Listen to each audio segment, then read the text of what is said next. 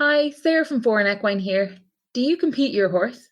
If so, here are a couple of essential supplements that you should have on hand. Firstly, pre-fuel, available as both a liquid and a handy gel syringe. It is designed to support energy and muscle function by providing energy in the form of glucose, branched chain amino acids, and B vitamins. And secondly, refuel, again available as both a liquid and a gel, which is formulated to be given after competition or intense exercise to support recovery and rehydration. It contains a powerful combination of highly concentrated levels of essential electrolytes, which are lost through sweating, especially in warm weather, and B vitamins to stimulate appetite. Antioxidants are also included in the gel to further support recovery, meaning you can look forward to your next competition. Welcome back to the Grassroots Show, very kindly supported by Foreign Equine. And somehow we are halfway through the season. It's one of those that took a while to get started, but now has flown by. So we are already in June, halfway through. So we thought we'd take a little look at some key performances that have happened so far this year and have a little look as well as what could be coming up, because I know that there are some championships fast approaching as well. And with me to review these performances, none other, Sam Watson. Thank you very much for coming on. Thanks for having me back, Rosie Russell. Yeah, it's good to be on. Certainly over this side of the pond, it was a very slow start to the season. So the second half of the year is going to be longer than the first half of the year, if that makes any sense. But certainly from an eventing point of view, it will be.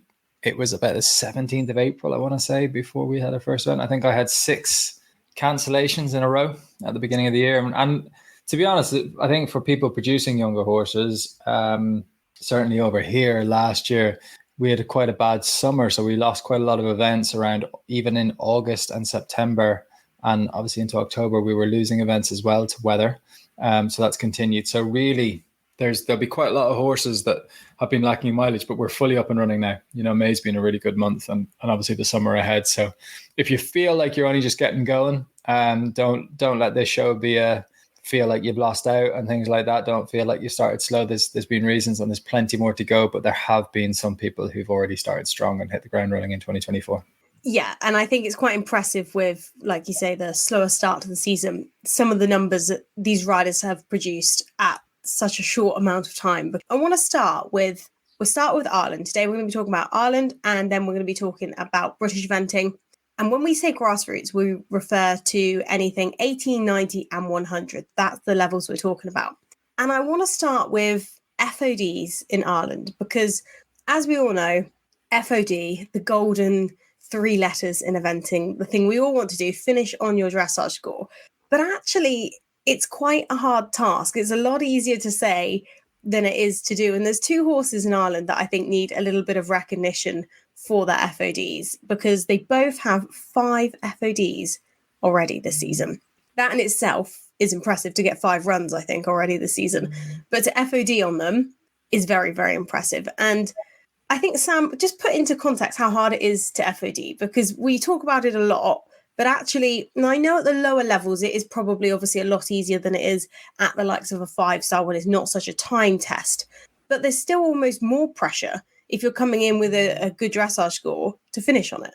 Yeah, exactly. The clear rates and certainly the clear inside the time rates can be that little bit easier with the slower speeds and things like that. But it's certainly when you're putting it together, when you're putting volume and a number of them together and you're trying to do it consistently and you're trying to put a run of it together, that's kind of the pressure. Because again, if you're at grassroots, either the horse is going to be inexperienced or the rider is going to be inexperienced, and both of those just lead to the potential for errors. And the finishing on your dressage score is the opposite of, that is an error-free, 2 completely error-free jumping rounds. So that's what you're trying to do. That's what you're trying to stack together. And if you're in the middle of June and it's been a short season and maybe your horse has only had 5 or 6 results, if 5 of those are finishing on your dressage score, now that's starting to look very impressive. It is indeed. And you were talking there about, inexperienced horses. And one of the horses that I want to talk about with one of those 5 FODs is just a 6-year-old, a young horse ridden by Godfrey Gibbons. It's CSF Palace. Godfrey brilliant young rider coming up through the levels, but such a young horse, and they've FOD'd, I believe, on every single run this season. How exciting is it, Sam, when you're sat on such a young horse that is producing results like that to finish on a dressage score every single run this season and at such a young age? Yeah, well, you're making excellence a habit, and that's what you want to do.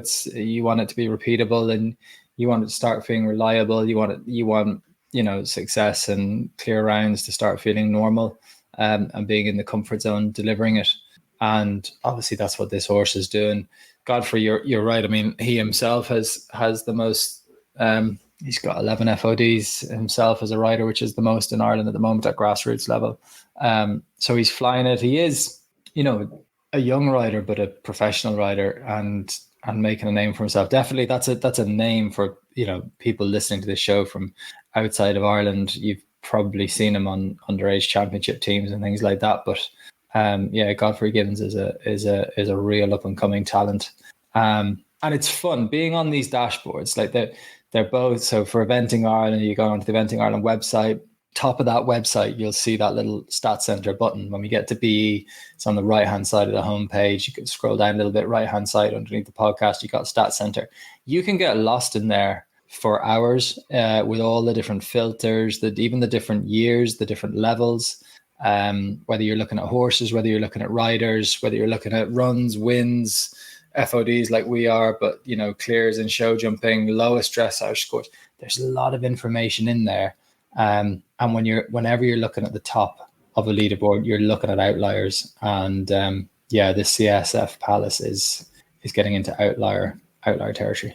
And the other one on that 5 FODs, Milsheen My Lady, ridden by Asheen McDonough, who have had a super consistent start to the year. I think they've had 6 runs and 5 FODs, of which one of them was 1.6 times. So barely any time. And to produce consistency like that is hard. And they're competing regularly at the 100 level. And I think that consistency obviously pays off because their record is phenomenal. They've got 3 wins already this year and have never been outside the top 5. Quite an impressive feat. Yeah, that's cool. And I think as well, we talk about sort of mantras and things like that. Like one of the things I try to live by is not just practicing until you get it right, which for a lot of people, we talk about getting MERs and wanting to upgrade. And as soon as people get that MER, they're like right onto the next level. That's sort of practicing till you get it right and you get your success. But then the one I like is practicing till you don't get it wrong. It's just repeated success, building a really strong base at these young levels so that, as I say, just not only is it your horse's confidence, I mean, they're the real athlete in all of this, like as riders are really the coach. And so that that your horse is confident and it's comfortable. It's just about being comfortable when you're coming off the lorry, going to a venue, other horses galloping about. I think as a rule, or generally in the sport, particularly in this day and age when we're always in a rush to do everything, that's just the world we live in. We want to do everything quickly.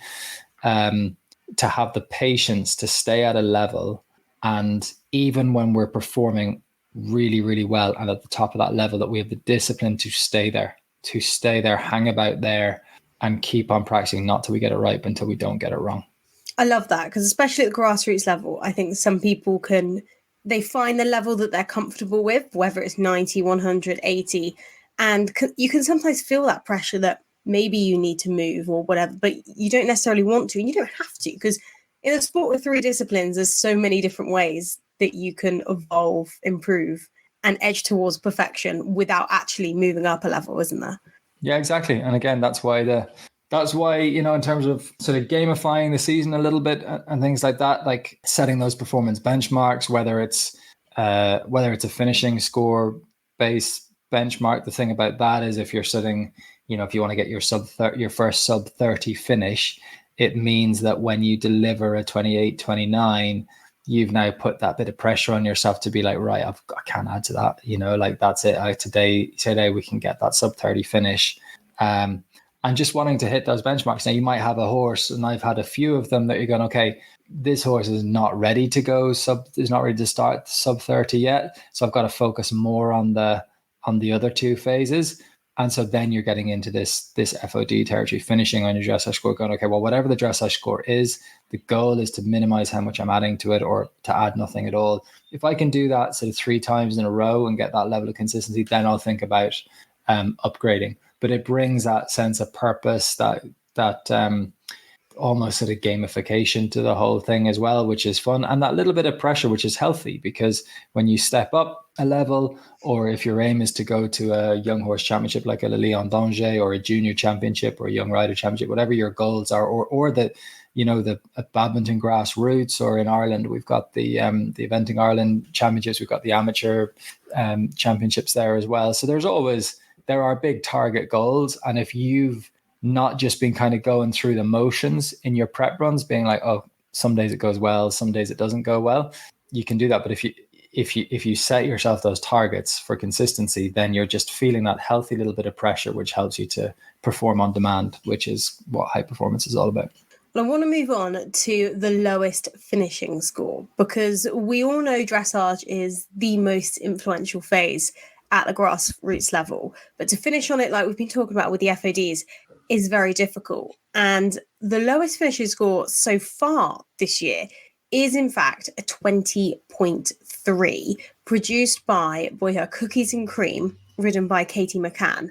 20.3 at Torella 4. It was a relatively low scoring section, but they won by a clear 3.5 penalties. So I think it is a very clear win on their behalf. And it's a bit of an outlier dressage score for them. I mean, previous dressage scores this year have been like 31, 38, but they have had some lower 20s dressage scores in the past. I mean, 20.3, just such a phenomenal score.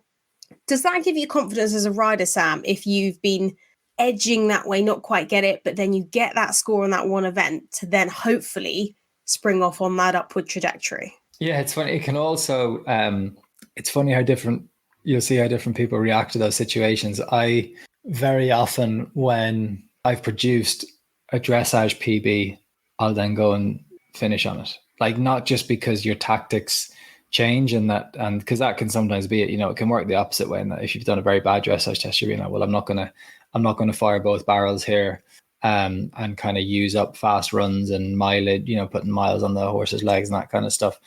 Sometimes you got to train a horse to go quick. You got to train yourself to go quick. So sometimes you're doing that, but certainly when you've posted a really good dressage score, it's not just that you now want to go and finish off the performance and get a competitive result.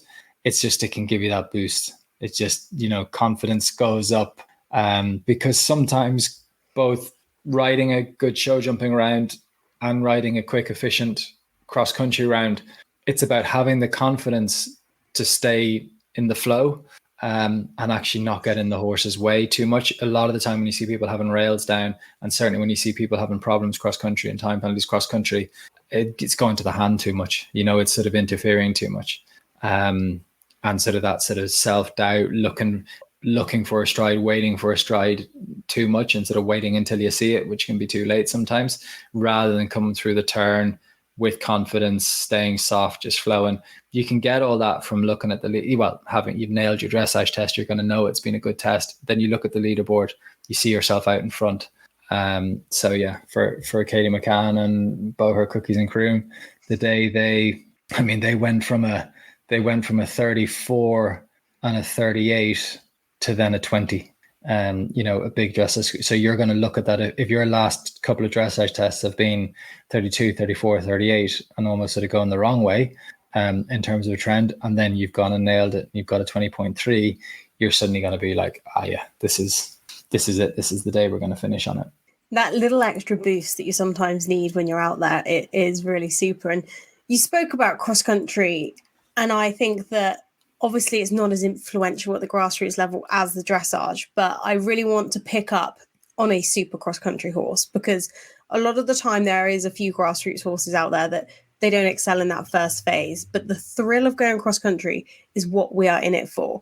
But the horse I want to mention is Ashwood Ramiro Diamond, ridden by Izzy Barrett, because they have had a very, very good cross-country season, and it's their first season together. They've had 5 runs, 5 cross-country jumping clears, and 5 clear inside the time. So that's the most cross-country jumping clears this year so far at the grassroots level. Second highest on cross-country jumping time clears, 5. And I was just very impressed that it's their first season together. They've gelled very quickly and produced clears like that. They have picked up a 20 penalties when they took that step up. They've done a pony 2-star at Mill Street, which was their first international run together.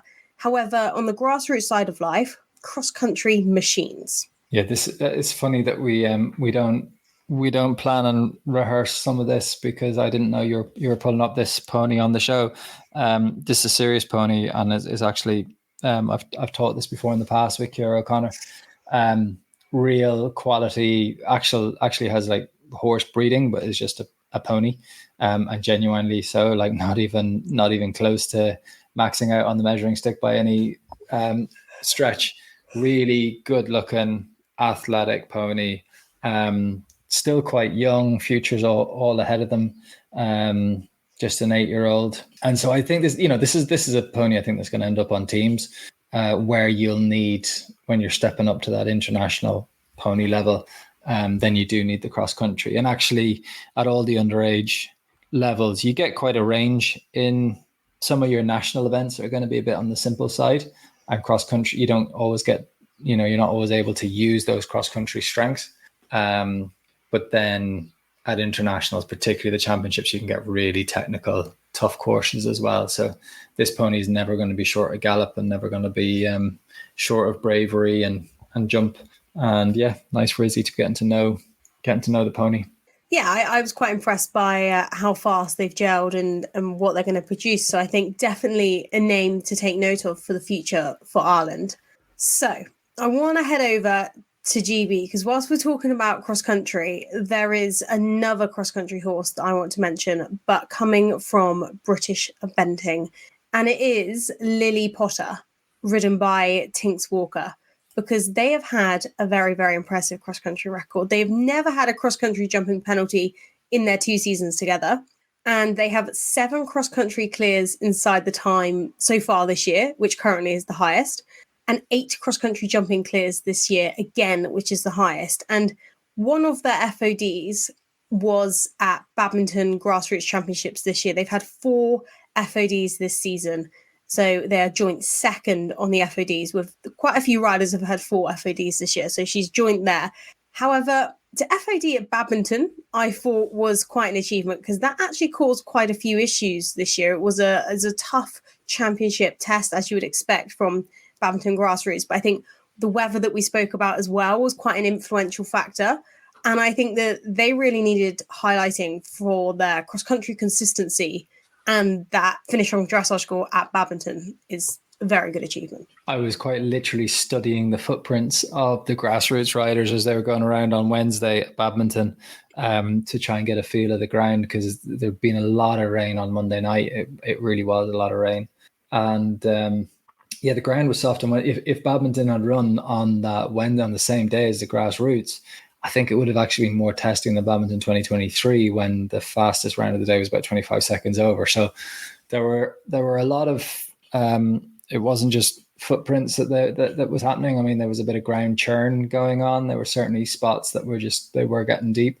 and just riding around the parkland, it's a much bigger and 100 and a much bigger atmosphere, and the level of technicality is there. Like, I was walking the course thinking, like, my 5-year-olds, actually they were 6-year-olds, and they just finished their 5-year-old season. They were doing 100s. But this would be a right test for them, and they've already got a whole season of 100s under their belt, and they're stepping up and they're doing 110s and they're doing 2-star shorts now. There wouldn't have been a big difference, like there's it's a right old track that they build. So yeah, finishing on it there, it's not just a good performance, it's a special one to have etched into the memory book. And also because I think I was there on the Wednesday, and it's the busiest Wednesday I've ever seen at badminton. The crowds for the Grassroots, which is amazing, but that's not really an experience you get at any other Grassroots event. You can't really replicate that or necessarily practice for it. And I think that can often be underestimated as well when you're riding at a venue like that, and then you get all the crowds.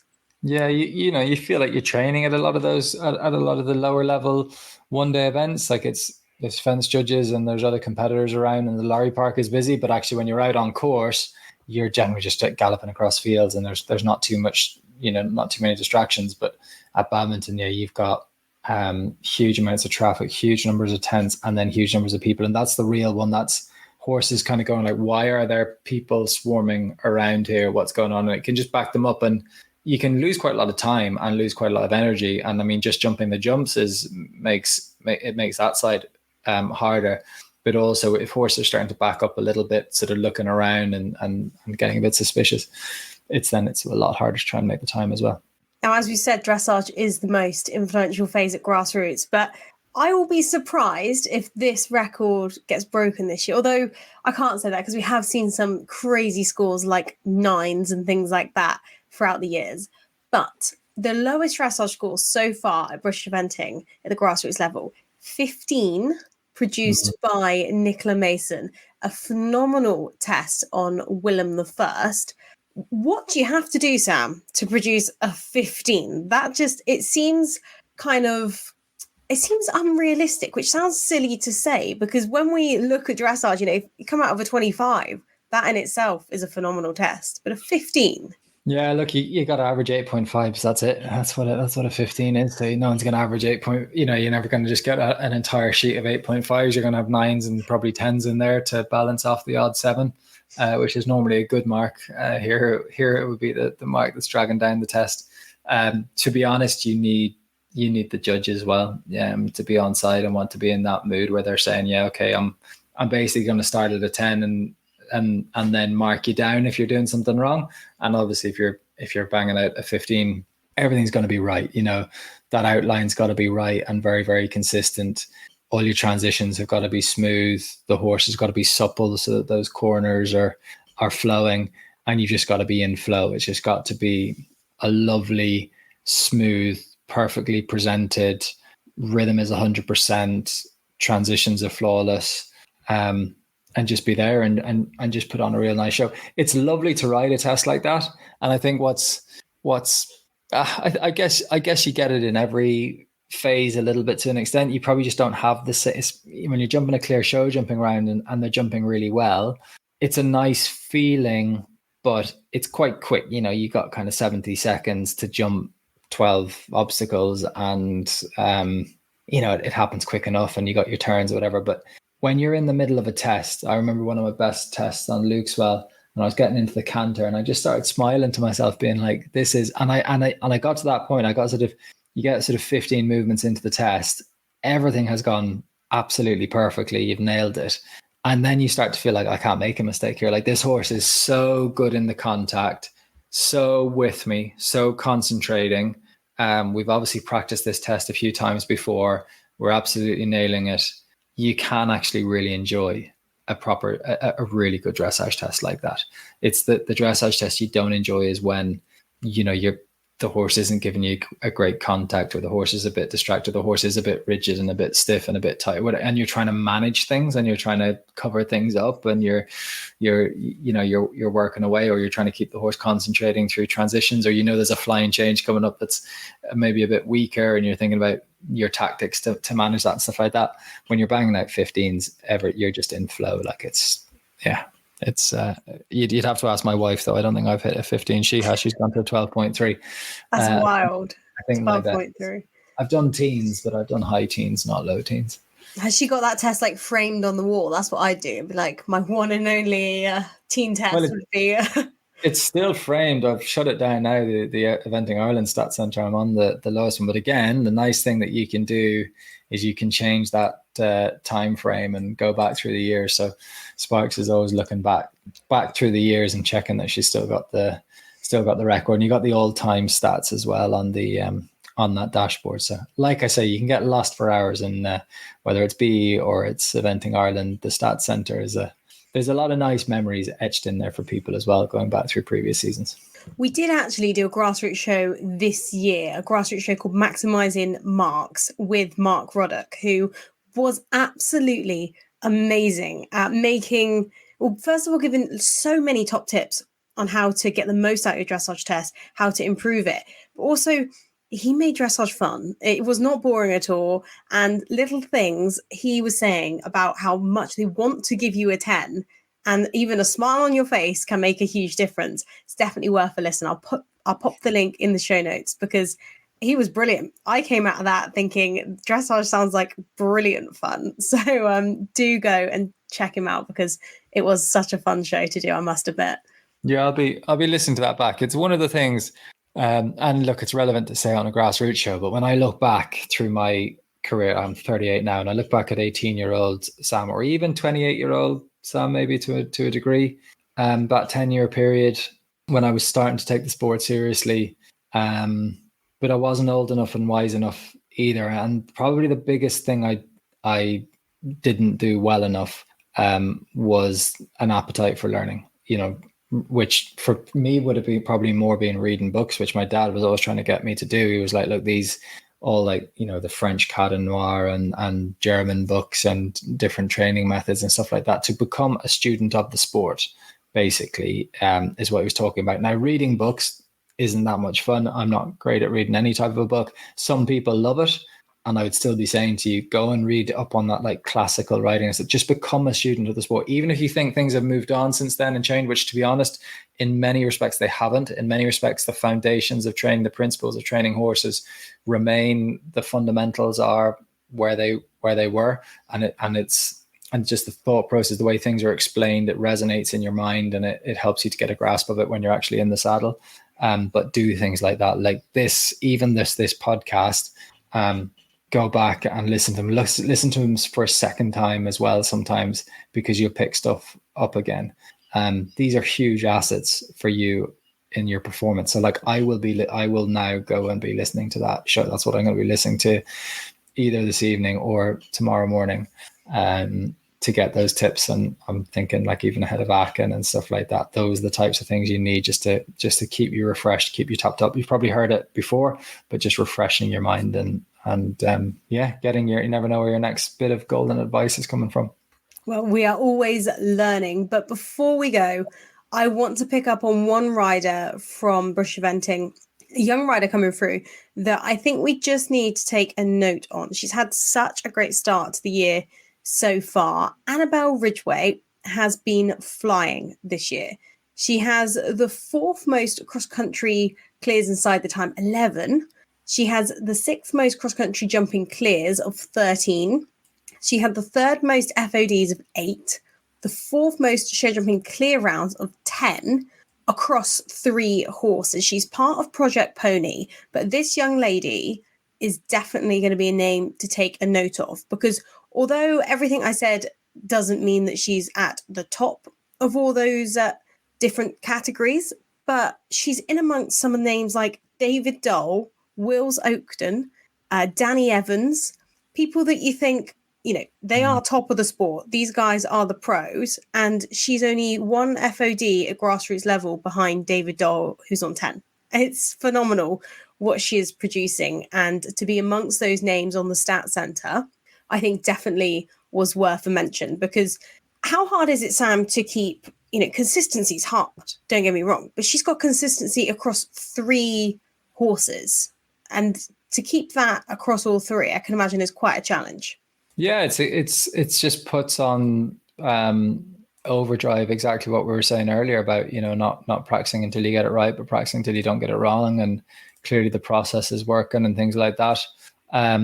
Like the other thing I would be highlighting is she's one FOD behind David Dole, who's got 10 and she's on 9, but she's only had 14 starts at Grassroots and David's had 24. So, he's had 10 more opportunities than she has. So 9 from 14 in terms of not adding a single second to your dressage score is clinical. And that's what you want to be doing. And to be honest, like that's what more people should be doing, regardless of it doesn't matter about the horsepower. So the weekend before Rocket won the 4-star long in Mill Street, I did a 110, which is a novice.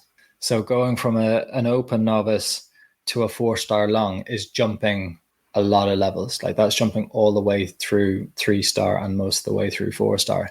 But the reason you're doing it is you're simplifying, you're looking at your foundation, and you're trying to, it's not about what you do, it's about how you do it. And that's what Annabelle is doing very well here, because she's like, obviously what she's doing is very good. And again, you get to a certain level of quantity of quality, and you're not getting lucky. These aren't outlier results like 9 from 14. That's very, very clinical. It's lovely to hear from someone like you that you've dropped right the way back down to a 110 before going on to win the 4-star long, because I think we can often feel like when you're at a level, you feel like you have to stay at that level, but there's nothing wrong with skipping up and down through them. You don't have to stay stuck at one area, do you?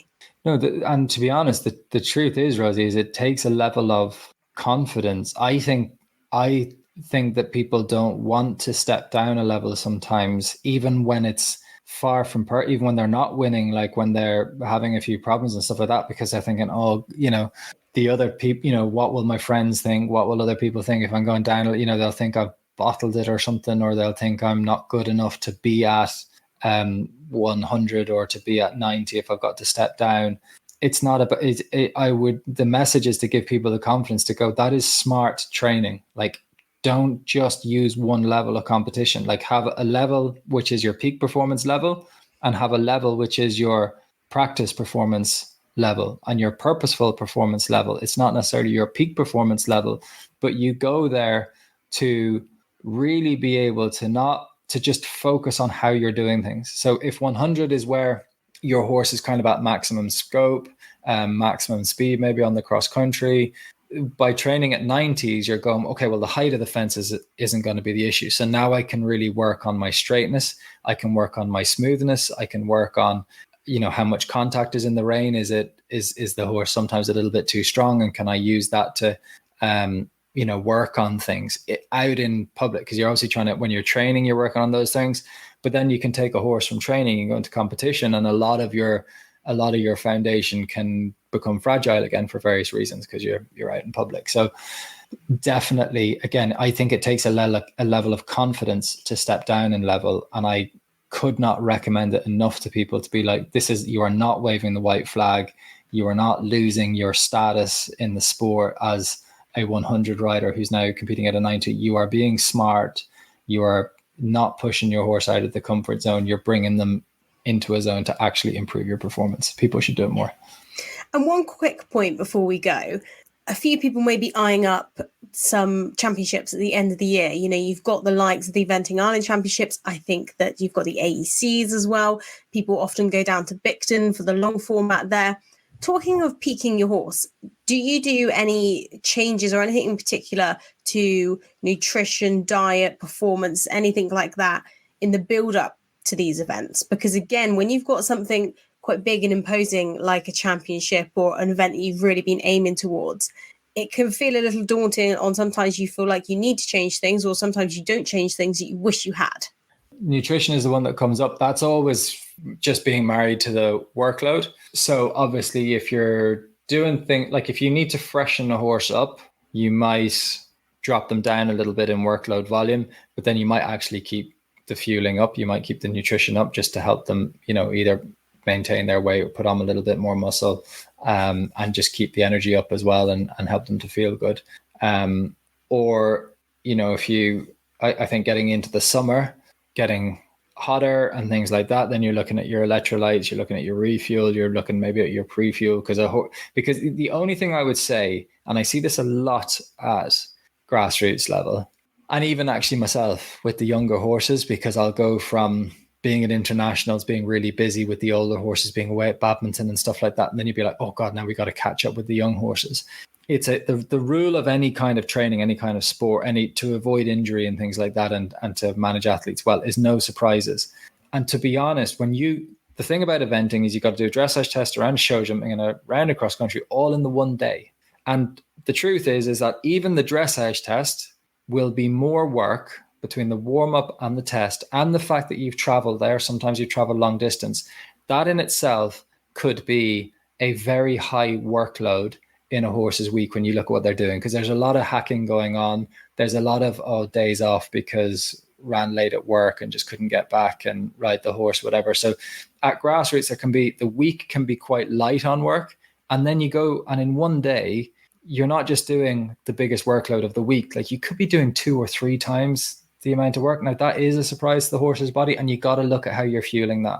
So that is where you sometimes want a bit of like aids, like pre-fuel and stuff like that, to make sure that maybe not for the dressage, but by the time you're getting to cross country and you're taking the horse out of the horse box for the 3rd time that day, and now you're actually asking probably for the highest intensity effort of the day, and they're not used to doing it too much during the week. Yeah, you got to get that right. But what I would be saying is, don't leave it. Don't allow it to be a massive surprise either. You've got to make sure that you're doing your fitness work correctly. You're getting in your high intensity exercise.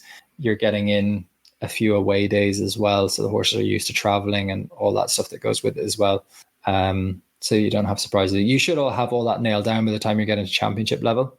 But I think that's sort of what that's the biggest thing I see that can be improved for some people is that surprise of like the competition day is the big outlier when it comes to work, and it shouldn't be such a big outlier. It'll always be the toughest day in the schedule, but it shouldn't be like 3 times or 4 times more than you'd be doing on any other day. Well, Sam, thank you so much for coming on and taking a look at some of the achievements so far this year, and as always, giving all your advice that we love. Thank you very much. Pleasure. Thanks, everyone. Thank you, listeners, for tuning in. And don't forget, as Sam mentioned, you can go and find the BE Stats Centre and the Eventing Ireland Stats Centre. So go and have a look at what are the numbers to beat and if your name features on there.